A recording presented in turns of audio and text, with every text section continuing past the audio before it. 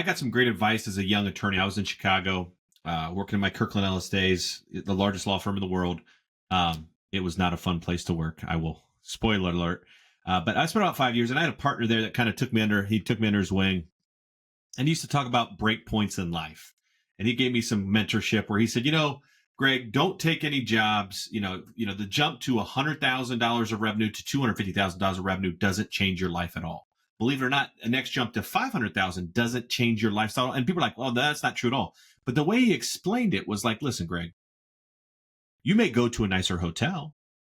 You may have a little bit nicer car. Your house may be on a little bit different neighborhood. But this isn't like life change. You're not flying on a private jet. You don't have extra people around the house running around. And his point being, I guess what I'm talking to everybody here is there are points in life where essentially don't take on a lot more work if it doesn't get you to a different part of life. He's like, why would you, work twice as much to make an extra X dollars if it doesn't really change your life? And I guess I think about that when I see these studies, because at the end of the day, for 90% of Americans, you're sitting there saying to yourself, all right, I like the same stuff.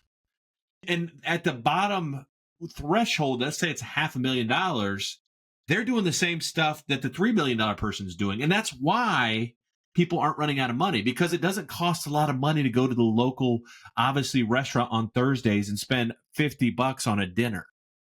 That's the reality, is that they're not out there buying watches and sports cars and going down the French Riviera in the Midwest Ohio, right? Like there isn't opportunities to burn through cash in a way that would be different based on different earning parameters. And I'm sharing this because you're saying, Greg, well, what does that mean in terms of savings?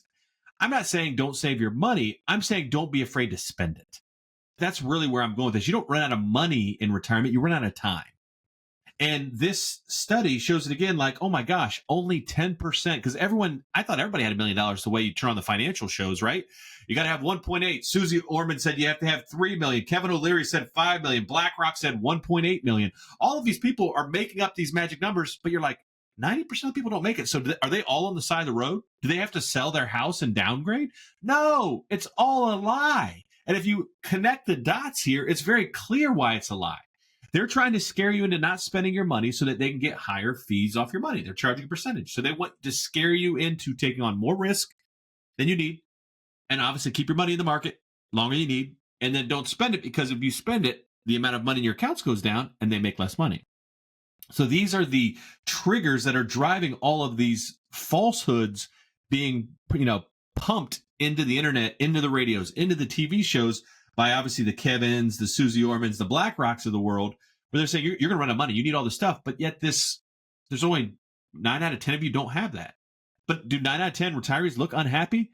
Have you ever gone to a happy hour in any town you live in? They are having the time of their life. A lot of coladas, fish bowls, blooming onions. They're down in Florida playing pickleball. They do not look destitute, Randy. They're not sitting there, clipping coupons, wondering where the next meal is going to come from. The habits of a retiree, depending on the age, and we know you spend less the longer you're in retirement, you're between 60 and 100,000 of annual spending. And 100,000 is a lot. Very few people spend that much every year in retirement, or maybe the first year or two. But after that, you're getting right under the average of 60. And oh, by the way, Social Security is almost 60, or maybe more than 60. So you're breaking even before even touching your $1 million IRA, just through your Social Security or your pensions. Obviously, Tim and I were estate planning attorneys, and I would hear this fear of running out of money. And I'm like, what are they talking about? I've met them 3 years in a row, and their account values are going up.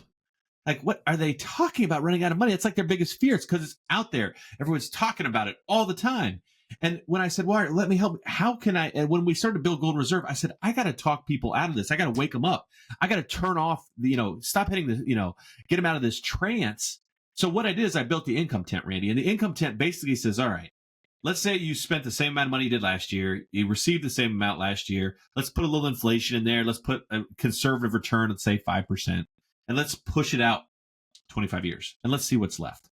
And it works, because people are like, what? I have $1.2 million in 25 years? Yes.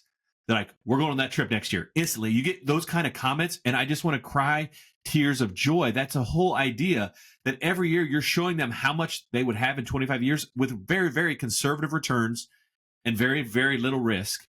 And now they understand, oh my gosh, I can enjoy my money. And each year we update it, they get to see it, Randy. They get to keep seeing this income updated every year. And it inspires them to go do that extra trip, that trip to Hawaii, the Alaskan cruise, the Mediterranean cruise. They could buy the dream car, go down to Florida for an extra month, a couple extra dinners with friends during the, obviously, the cold season. These are the things that we want because that's what retirement's about. It's about enjoying what you work for.